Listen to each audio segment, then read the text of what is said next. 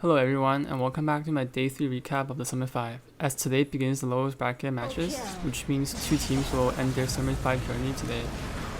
In the first lower bracket elimination series, we have two American teams going up against each other, FDL and Digital Chaos. In Game 1, FDL picked a very greedy lineup with Alchemist and Spectre as their carries, and DC took complete advantage of that, dominated them early, and they went 10-0 to start the game. And FDL didn't even get their first kill until 20 minutes into the game, as DC took game 1 in 25 minutes. For the second game, FDL actually looked much better in the early game. They were even ahead for a while. However, they couldn't press their advantage and allow DC's carry to catch up in farm. Once DC's core came online, their combo of vacuum into silence them proved to be too much for FDL to handle, as they knocked out FDL with a quick 2-0 victory and stay alive in the lower bracket. In the second elimination series, we have Na'Vi facing off against VENOM. For the first game, it was a crazy 70 minutes back and forth match. As usual, I will include my full highlight video below, so please check it out. And my TLDR version for this game was basically Na'Vi won the laning stage for the most part. Dandy got a 9-minute Blink Dagger on the mid Sand King, while the Timbersaw struggled in the mid lane. However, AF was able to stabilize and allow their carries to catch up in farm. And as we approached late game, AF was even ahead in barracks count since they almost got mega creeps. But they threw their bodies a little too hard at enemy building, which caused them to lag buybacks late into the game, and that gave Na'Vi a chance to all-in their base. Even though Madara was able to finish off the last barracks and get mega creeps, it was too late, since Na'Vi's push was too strong and they went straight for the throne and ended up taking game number 1. Once again, please check out my full highlight for this game, as it is definitely worth watching. In the second game, Na'Vi had a better start just like in game number 1. However, this time they did not give AF a chance to catch up in the mid game, as Na'Vi's carry became way too farmed for AF to handle. JTRA was even able to get a rampage at 21 minutes, as AF went for a desperate Roshan attempt in order to catch up. At 33 minutes, AF had a GG out game 2, which means they are eliminated from Summit 5, and Na'Vi stays alive in the lower bracket with a 2-0 victory. In the final series of Day 3, we have the winner bracket final between OG and Wings. This is the first time these two teams have met, and both teams opt for some interesting picks in the first game. Wings chose a 3-position Legion, as OG chose a carry Centaur. The game was fairly even throughout the early game, but at 17 minutes, at the Roshan fight, Notel's dieback gave Wings a significant advantage. Unlike the series against Na'Vi yesterday, once Wings had the advantage, they didn't give OG any chance to stage a comeback.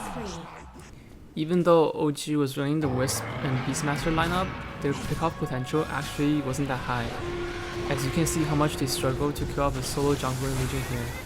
And also, Shadow on the Void landed some very crucial Chronospear in this game to set up the fights for Wings, which allowed them to build up their advantage even more. At 37 minutes, Wings decided to push with their expiring Aegis. Even though Void pretty much wasted his Chronospear here, but it forced OG to use their 2 defensive ultimate, Relocate and Stampede. I guess in hindsight, the Stampede was actually wasted here, which basically was Centaur's entire use this game. Since for carry, he really didn't seem to have much impact other than that. And because OG used their cooldown, Wings was able to focus down the biggest threat on OG's side, which was the Miracle's Invoker. And with Miracle dead, there just wasn't enough damage from OG to kill anyone else on Wings. Thus, Wings took the middle barracks quickly, and OG GG'd out of game number 1 shortly afterwards.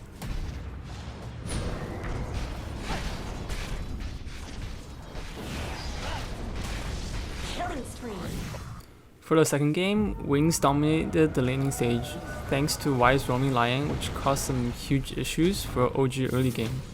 Notel had a rough game on the Kun Cup, going 0-5 in the first 20 minutes, and Moon on the Batrider didn't have a very good early game either. So this game was pretty much all on Miracle's anti-mage to save OG, which, I'm sure he's used to it since he's 9k MMR after all.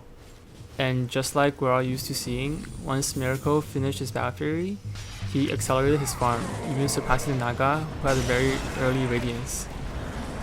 OG looked very strong fighting behind Miracle's AM as they slowly regained the lead in this game, and it looked like they were going to take game number 2. However, Wings didn't panic, and they played their lineup according to their strength. Naga pushed out every lane while the other 4 moved around together, finding their chances. And their moment finally came at 41 minutes. Wings was able to smoke gank AM right outside Dire's base.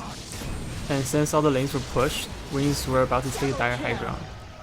For OG, without their carry, who has almost half their team's entire net worth, there was no way they were able to defend against a 5-man push from Wings. So Miracle was forced to buy back on the anti-mage to defend. However, shortly after he bought back, Wings was able to get another great initiation on the AM again, killing him for the second time.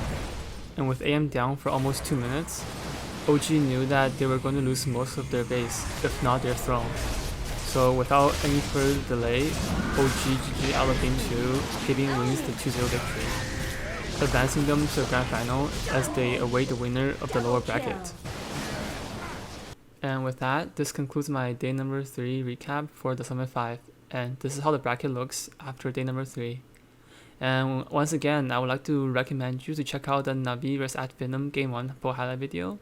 And thank you for watching, and I'll see you next time.